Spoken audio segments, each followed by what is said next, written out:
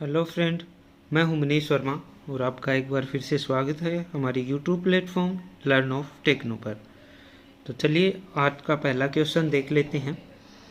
आज का पहला क्वेश्चन है, ब्लेड की किस पिच का उपयोग कांस्य, पीतल और कास्ट आयरन काटने के लिए किया जाता है? Which pitch of blade is used for cutting bronze, brass and cast iron? यानी कि सॉफ्ट मेटल को काटने के लिए किस पिच के ब्लेड का यूज किया जाता है? क्या 0.8 mm, 1 mm, 1.4 mm, 1.8 mm, 0.8 mm, 1 mm, 1.4 mm या फिर 1.8 mm? किस पिच के ब्लेड का यूज हम कांस्य, पीतल, कास्ट आयरन यानी कि नरम धातुओं को काटने के लिए किया जाता है? तो इसकी जो पिच होगी वो होगी 1.8 mm। यानी कि जो सॉफ्ट मेटल होता है उसके लिए हम क्या है कि कोर्स पिच ब्लेड यूज करते हैं ताकि वो जो मेटल है वो दांतों के बीच में ना फंसे। नेक्स्ट क्वेश्चन है, इसमें दिया हुआ है, यदि छेनी का क्लियरेंस कोण बहुत अधिक है तो क्या होगा? What happened is clearance angle of the chisel is too high? पीछे एक क्वेश्चन आया था जिसमें हमने देखा था कि क्लियरेंस कोण कम है तो क्या होगा। उस क्वेश्चन के साथ में मैंने आपको ये भी बताया था कि क्लियरेंस कोण अगर अधिक दिया होगा तो क्या होगा। तो इसका राइट आंसर है वो फटाफट कमेंट कीजिए। फर्स्ट है, छेनी स्लिप करेगी, द चीजल विद स्लिप, सतह पर गड्ढा कर देगी, make a depression on the surface, cutting edge टूट जाएगी, कटिंग एज विल ब्रेक, सतह से अधिक धातु हटेगी, more metal will be removed from the surface. A, B, C और डी में से क्या राइट आंसर हो जाएगा? यहाँ पर क्या पूछा गया है कि क्लियरेंस एंगल है वो बहुत ज़्यादा है। तो क्लियरेंस एंगल अगर हमारा ज़्यादा होगा तो मैंने जैसे कि आपको बताया था पीछे एक वीडियो में, क्लियरेंस एंगल ज़्यादा होगा तो वो क्या करेगी, सतह में गड्ढा कर देगी, यानी कि depression on the surface. B इसका राइट आंसर वो हो जाता है।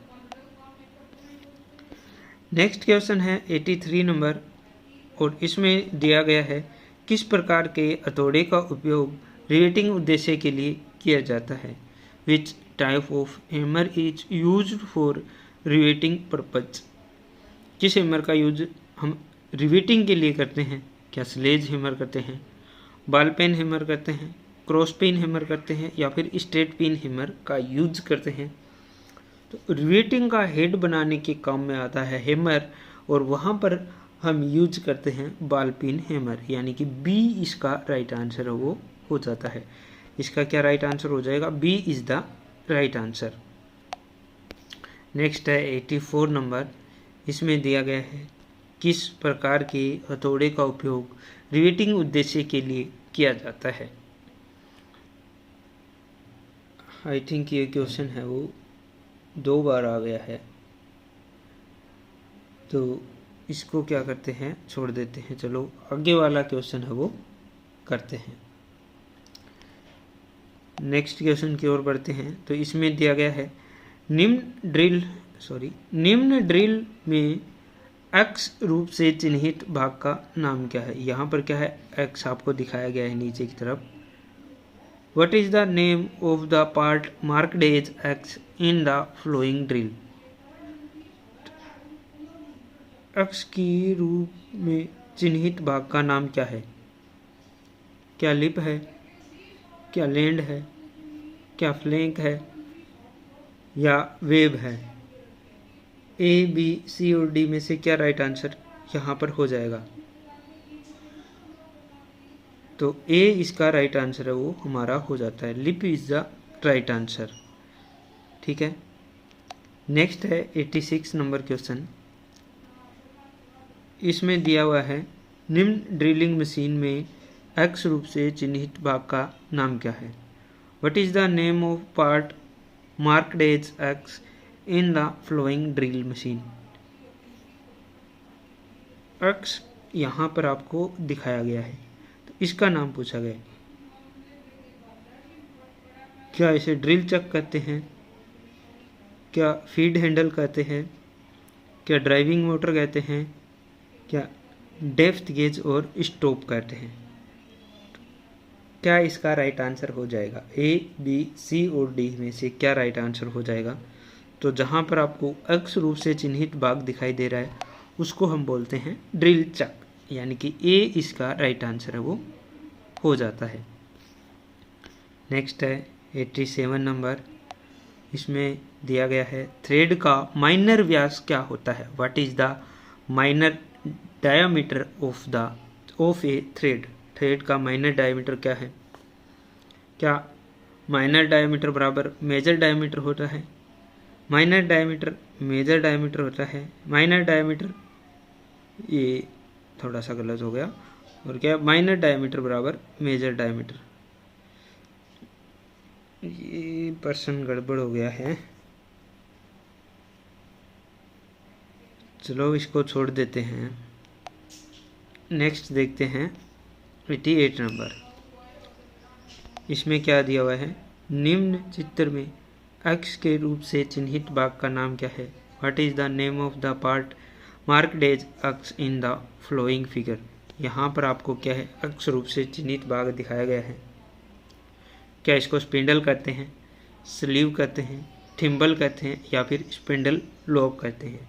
तो ए, बी, सी और डी में से क्या राइट आंसर हो जाएगा? तो जहाँ पर अक्ष रूप से चिन्हित भाग है इसको हम नॉर्मली क्या बोलते हैं? थिम्बल बोलते हैं, यानी कि C is the right answer. 89 number में क्या दिया हुआ है? 89 नंबर में दिया हुआ है 50 से 75 मिलीमीटर के निम्न आउटसाइड माइक्रोमीटर की रीडिंग क्या है? What is the reading of outside micrometer below 50 to 75 mm? 50 to 75 mm का हमारा रेंज का माइक्रोमीटर है, तो 50 mm हमारा ऑलरेडी हो गया। उसके बाद में 10 mm तक पूरा खुला हुआ है, उसके बाद 11, 12, 13 mm तक आगे खुला हुआ है। इसके बाद में कितने भाग इसके खुले हुए हैं? 10, 11 और 12, 10, 11, 12 और 11, 12, 13, 14, ये 12 के लगभग यहाँ पर खुला हुआ है। 12 या 13 हम इसको मान सकते हैं, ठीक है। तो यहाँ पर क्या लेके चलेंगे? 13 तो नहीं है, ये 12 और 13 के लगभग बीच में सी है, ठीक है। तो 12 ही अगर हम इसको मानकर चलते हैं, 12 भाग इसके, सॉरी यहाँ नहीं आएगा, ये 12 भाग इधर आएगा, है ना, पॉइंट के बाद में। तो ये कितने हो गए? 63 तो ये हो गए और 12 ये, तो 63.13 यहाँ पर आपको क्या आंसर में मिल जाता है। तो डी आंसर इसका राइट हो जाता है, यानी कि 63.13 mm यहाँ पर खुला हुआ है, ठीक है। 63 पॉइंट यहाँ पर क्या है? 13 यहाँ पर खुला हुआ है, ये तो इसका करेक्ट आंसर होता है। लेकिन निम्न के अकॉर्डिंग इसका जो आंसर रहता है वो कितना रहता है? वो रहता है 63.63 mm। तो आपको अगर मेन एग्जाम में यही चित्र मिलता है, यही क्वेश्चन मिलता है, तो आपको 63.63 mm इसका राइट आंसर करके आना है, ठीक है। ये ओनली जो CBT 1 का एग्ज़ाम देंगे, फीटर फर्स्ट ईयर के स्टूडेंट जो CBT का एग्ज़ाम देंगे उनके लिए 63.63 रहेगा। बाकी जो स्टूडेंट रहेंगे उनके लिए क्या है? इसका आंसर है वो 63.13 mm रहने वाला है, ठीक है। नेक्स्ट क्वेश्चन है 90 नंबर, और इसमें क्या दिया हुआ है कि निम्न चित्र में अक्ष के रूप में चिन्हित भाग का नाम क्या है? What is the name of the part marked as X in the flowing figure? तो अक्ष आपको कहाँ पर दिखाई दे रहा है? यहाँ पर अक्ष रूप से चिन्हित भाग दिखाई दे रहा है। क्या ये बीम है? क्या मेन स्केल है? क्या फाइन एडजस्टिंग नट है? या फिर फाइन एडजस्टिंग स्क्रू है? तो ए, बी, सी और डी में से क्या राइट आंसर इसका हो जाता है? अक्ष रूप से चिन्हित भाग का नाम पूछा गया है। फाइन एडजस्टिंग स्क्रू नहीं है यहाँ पर, फाइन एडजस्टिंग नट और स्क्रू तो एक ही बात हो गया। तो ये क्या है? फाइन एडजस्टिंग स्लाइड है यहाँ पर। तो इसका क्या राइट आंसर हो जाएगा? इसका राइट आंसर डी होगा, स्क्रू नहीं है यहाँ पर, क्या होगा? Slide is the right answer, fine adjusting slide होएगा ये, ठीक है। तो डी इसका राइट आंसर है, वो हमारा हो जाता है 90 नंबर का, ठीक है।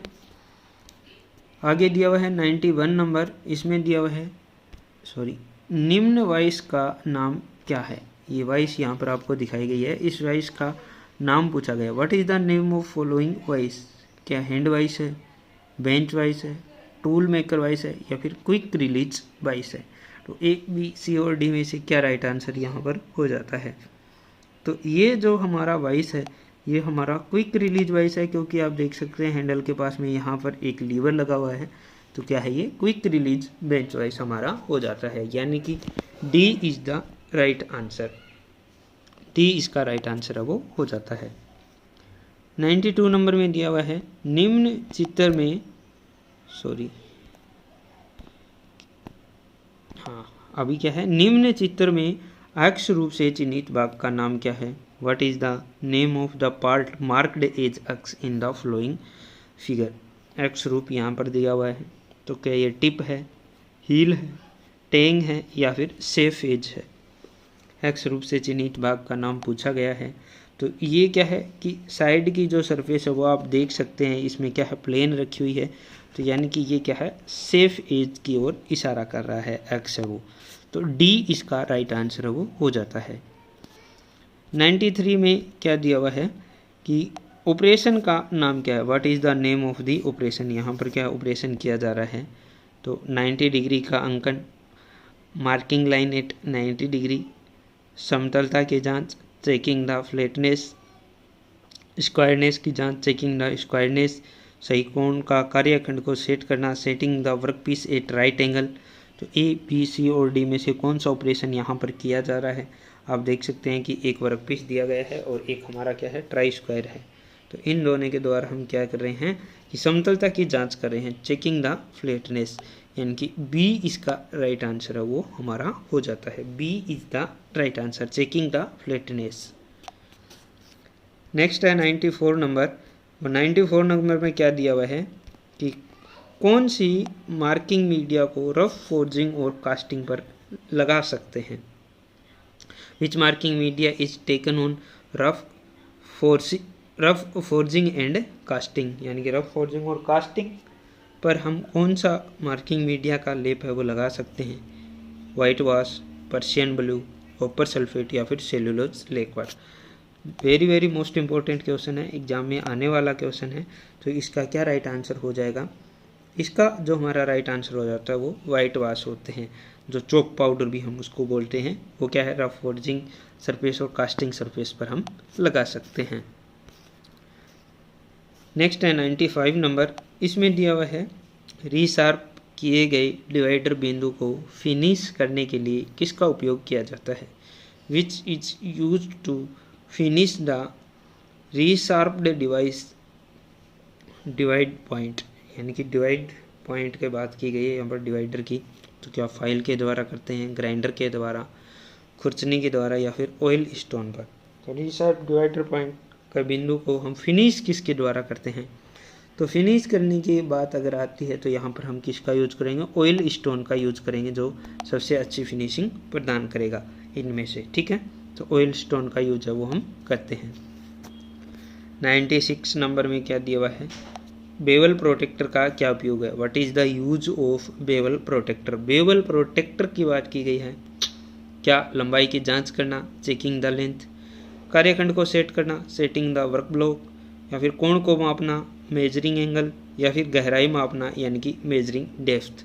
तो क्या बेवल प्रोटेक्टर का उपयोग है वो कहाँ पर किया जाता है। तो क्या इसका राइट आंसर है वो हो जाता है ए, बी, सी और डी में से क्या राइट आंसर इसका हो जाता है। तो मेजरिंग एंगल यानी कि कोण को मापने के लिए हम किसका यूज करते हैं, बेवल प्रोटेक्टर का यूज करते हैं। तो सी इज द राइट आंसर, सी है इसका राइट आंसर है वो हमारा हो जाता है। 97 नंबर में क्या दिया हुआ है। 97 नंबर में दिया गया है कि नीचे दिखाई गई फाइल का नाम बताएं। नीचे दिखाई गई फाइल का नाम क्या है, name the file shown below. नीचे दिखाई गई फाइल, ये फाइल का चित्र आप देख सकते हैं। क्या रिफलर फाइल है, क्या टिंकर फाइल है, बेरेट फाइल है या फिर क्रॉसिंग फाइल है। तो कुछ स्पेशल फाइलें होती है, उनमें से एक फाइल का चित्र आपको दिखाया गया है। तो इसका राइट आंसर क्या है। तो इसका जो राइट आंसर होगा वो होगा बी, यानी कि ये टिंकर फाइल है। ठीक है। ये सीट वगैरह बनाने के लिए किया जाता है, टिंकर के बाद में उसकी फाइलिंग करने के लिए किया जाता है, ठीक है। तो इसको क्या है, टिंकर फाइल का नाम से जानते हैं। बी इसका राइट आंसर है वो हो जाता है। नेक्स्ट है, खोखली बेलनाकार जॉब्स को पकड़ने के लिए किस वाइस का उपयोग किया जाता है? Which vice is use to hold hollow cylindrical job? क्या पिन वाइस होता है, पाइप वाइस होता है, हैंड वाइस होता है, या फिर बेंच वाइस होता है? ए, बी, सी और डी में से क्या राइट आंसर यहाँ पर हो जाता है? खोखली बेलनाकार जॉब को पकड़ने के लिए यानी पाइप वगैरह पकड़ने के लिए किस वाइस का यूज करते हैं? तो हम पाइप वाइस का यूज करते हैं। बी इसका राइट आंसर है वो हो जाता है।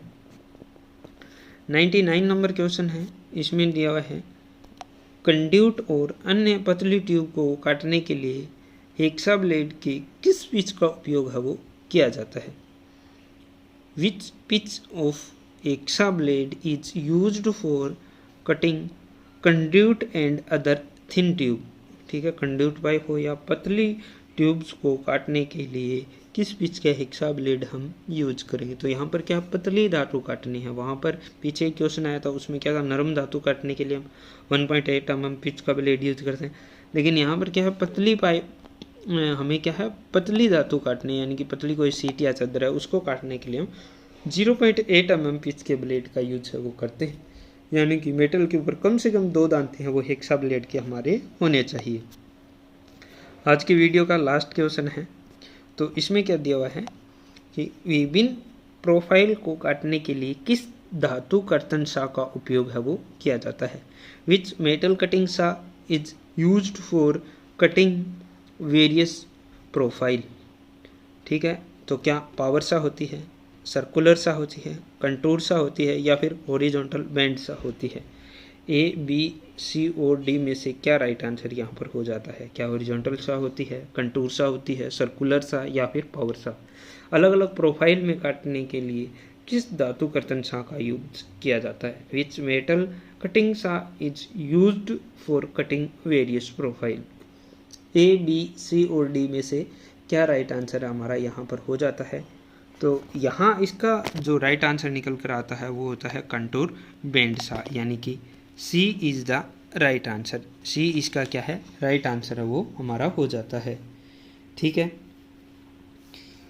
अभी जो पीछे की क्लास थी, इससे पिछला वीडियो था, उसमें 80 नंबर क्वेश्चन का आंसर मैंने आपको नहीं बताया था।